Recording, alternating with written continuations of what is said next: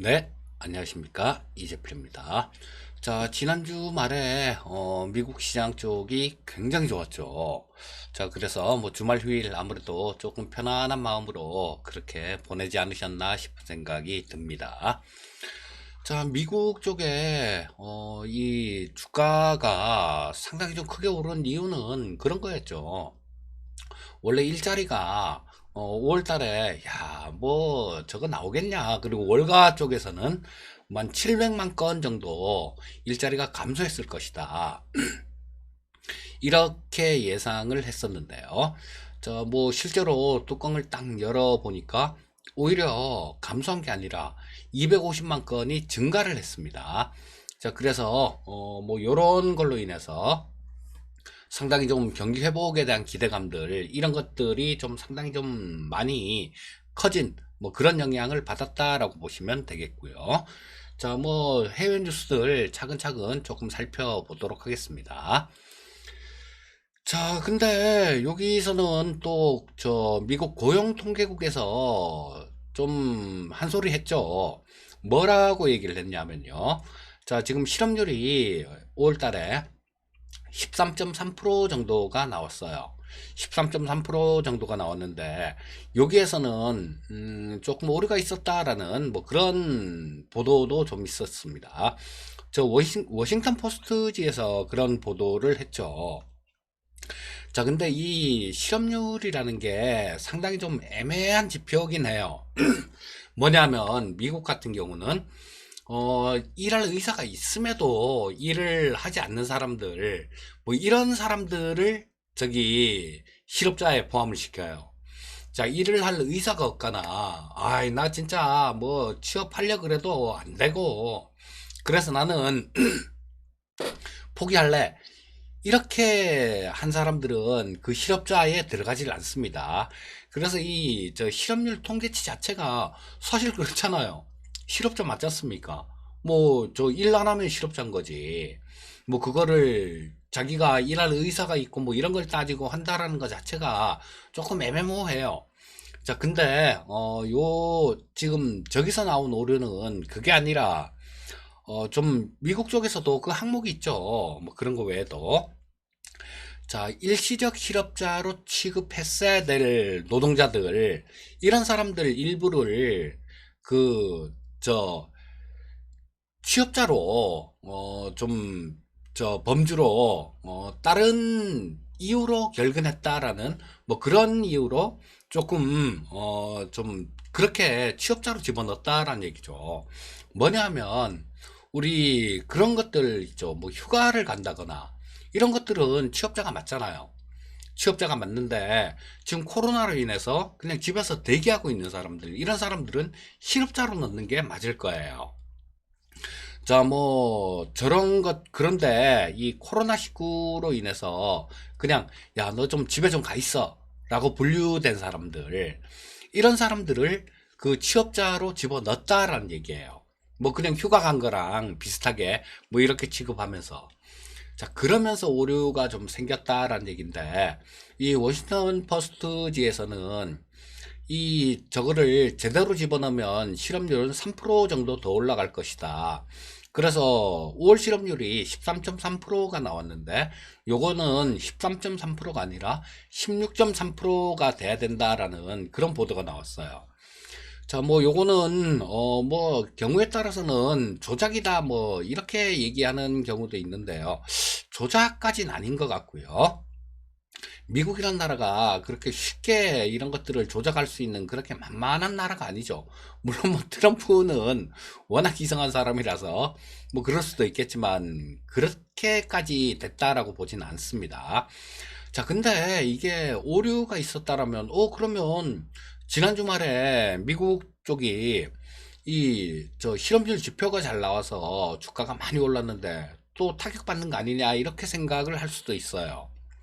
자, 근데 요거는 지금 5월 달뿐만 아니라 3월 달부터 그렇게 요게 오류가 있었다라고 얘기를 합니다. 자, 그렇게 되면 저기 4월 달에 예를 들면요. 실업률이 14.7% 정도가 나왔어요. 미국 실업률이 14.7%가 나왔는데 요거 오류 난 거 그거를 감안을 해보면 14.7%가 아니라 19.7%가 나온다라고 얘기를 합니다. 자, 그러면 이번 달에 지금 13.3%인데 요거를 수정을 하면 16.3%니까 그래도 뭐 19.7%에서 16.3%로 많이 줄어들죠. 자, 그렇기 때문에 이 고용 시장이 좋아지고 있는 것만은 부정할 수 없는 거죠. 그 오류가 있다라고 뭐 그렇게 감안을 하더라도. 자, 그래서 뭐 요런 의미에서 나아지고 있다라는데 시장은 지금 뭐 형편없는 거 그런 거는 다 알지 않습니까? 다 아는 거니까 아마 그렇게 시장이 크게 반영하진 않을 가능성이 많다라고 보시면 되겠고요. 자, 오늘 저녁에 오늘 저녁이 아니라 이번 주에 미국 FOMC 회의가 있는데 글쎄요, 이 제롬 펄러 의장이 어떤 실질적인 액션을 취할 수 있는 거는 극히 제한적이 아닐까 싶은 생각이 들어요. 뭐 그냥 좀 연준은 실탄 많이 있다 뭐 그러고 좀 말로 이렇게 좀 좋은 뭐 그런 얘기를 해주면 시장에는 더없이 좋은 그런 얘기가 아닐까 싶은 생각이 듭니다. 자, 트럼프는 이 실업률 지표를 보고 신났어요. 한다는 얘기가 일자리가 이렇게 깜짝 증가한 내용들 이런 부분들을 보더니 야, 이건 V자 회복이 아니라 이건 로켓 회복이야. 로켓 회복이야. 이렇게 얘기를 해서 아주 뭐 기분 좋은 그런 얘기를 했고요. 뭐 본인은 상당히 좋을 거예요. 이런 게 표라고 생각을 할 테니까요. 자, 그리고 뭐 미국 쪽에 어민들을 만나갖고 트럼프는 또 야, 우리 저 랍스타 유럽하고 중국 애들이 우리 랍스타에다가 관세를 물리는데 그거 처리 안 하면 내가 가만 안 냅둘 거야. 또 이런 얘기를 했습니다. 뭐 같이 관세 부과할 수도 있어. 이런 얘기를 했어요. 뭐 캐나다산 랍스터는 관세가 없다 그러죠. 근데 미국산 랍스타에는 뭐 관세가 4%가 붙는답니다. 자, 그래서 어민들 만나갖고 뭐 이런 얘기를 했고요. 자, 아무래도 트럼프는 자기 표밭이니까 그런 얘기를 계속 하는 거예요. 자, 그리고 뭐 EU 쪽에서는 또 좋은 소식이 나왔습니다. 뭐 6월까지 영내 국경 통제를 해제가 하는 게 가능할 것이다. 지금 국경을 유럽 국가들, EU 국가들 내에서도 국경을 통제를 하고 있죠. 자, 근데 뭐 요런 것들을 해제하는 게 가능할 거다라는 그런 얘기를 했고요. 뭐 근데 다른 나라 역외 다른 대륙이나 뭐 이런 쪽에는 7월 이전까지는 그냥 좀 유지를 하는 게 맞다라는 그런 얘기를 했습니다. 자, 근데 뭐 국경 통제를 한 걸 해제한다라는 거는 경제가 돌아갈 수 있도록 한다라는 얘기니까 뭐 좋은 거죠. 자, 그리고 골드만삭스 쪽에서는 배당 선물 지표 뭐 이런 걸 보고 11월 달에 민주당이 당선될 것 같은 그런 우려감, 조 바이든 후보죠. 우려감을 반영하고 있다라는 그런 얘기를 했고요. 자, 근데 저는 그렇게 생각합니다. 뭐 이 조 바이든 후보가 법인세를 올리고 뭐 그런 좀 이 월가 쪽에서 주식시장이 안 좋아할 만한 그런 얘기들을 하는데요. 자, 실제로 당선이 되면 그런 큰 영향이 있을까요? 저는 그렇진 않다라고 봅니다. 자, 자국의 경제를 망가뜨리면서 그렇게까지 하지는 않을 거예요. 자, 그리고 우리 트럼프 당선되기 전에 트럼프가 되면 얼마나 걱정했습니까? 지금 뭐 조 바이든 당선되는 거 뭐 이거보다도 훨씬 더 큰 걱정이 있었어요. 하지만 주가 자체는 어떻게 됐습니까? 올라왔죠. 자, 그래서 이런 부분들은 조금 뭐 조 바이든이 당선이 되면 주식시장이 안 좋고 트럼프가 당선이 되면 주식시장이 좋고 이런 건 아니다라고 봅니다. 오히려 저는 트럼프가 당선됐을 때 그때가 더 걱정이에요. 왜냐하면 지금까지 막 참고 부글부글 끓는 거 막 참고 있었던 그런 것들이 있을 거예요. 중국도 신나게 더 때리고 싶은데 지금 뭐 주가 빠질까봐 경제 무너질까봐 그래서 못한 그런 부분들도 일정 부분 있다라고 봅니다. 재선 딱 되고 나면 이제는 더 이상 할 수가 없으니까요. 자기 하고 싶은 대로 다 하려고 그렇게 할 겁니다. 자, 트럼프가 시진핑의 절대 권력을 정말 부러워한다 그러죠. 그리고 김정은이를 만났을 때도 야, 김정은이는 워낙 강력한 지도자라서 뭐 김정은이가 얘기할 때 전부 다 부동자세로 하고 막 그렇게 듣는다. 이런 얘기를 하면서 상당히 좀 부러워했던 그런 것들이 있어요.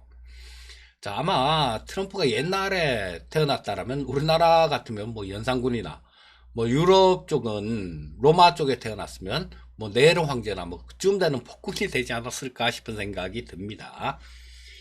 일단 뭐 얘기가 잠깐 옆으로 샜네요. 자, 일단 뭐 주요 뉴스들 좀 살펴봤고요. 저 글로벌 증시들 움직임 모습들 한번 보도록 하겠습니다. 자, 뭐, 아시아 시장 다들 좀 괜찮았죠. 자, 중국이 지난 금요일 날 0.4% 정도 올라왔고요. 홍콩이 1.66% 정도 상승 마감했습니다. 대만 역시 마찬가지 0.76% 정도 상승 마감했고요. 자, 우리나라 시장이 또 아시아 시장 중에 가장 크게 올라왔습니다. 뭐, 코스피가 1.43%, 코스닥이 0.93% 정도 상승하는 모습이었고요. 미국 시장 아까 말씀드렸던 그 고용지표, 자 거기에 힘입어서 정말 좋은 모습이었어요. 다우가 약 829포인트 올라왔죠. 3.15% 정도 상승 마감하는 모습이었고요. S&P 500이 2.62% 상승 마감, 그 다음 나스닥도 2.06% 정도 상승 마감했습니다. 자, 그리고 필라델피아 반도체 지수 역시 마찬가지 2.57% 정도 상승 마감했고, 다른 유럽 주요국들 뭐 독일도 그렇고 그 다음 프랑스도 그렇고 다들 뭐 한 3%대 정도 상승하는 모습이라서 저희 글로벌 증시가 상당히 강한 랠리를 보여주고 있는 그런 모습이었습니다. 자, 나스닥 10분봉을 한번 보면서 말씀드리도록 하겠습니다. 뭐 좋았죠.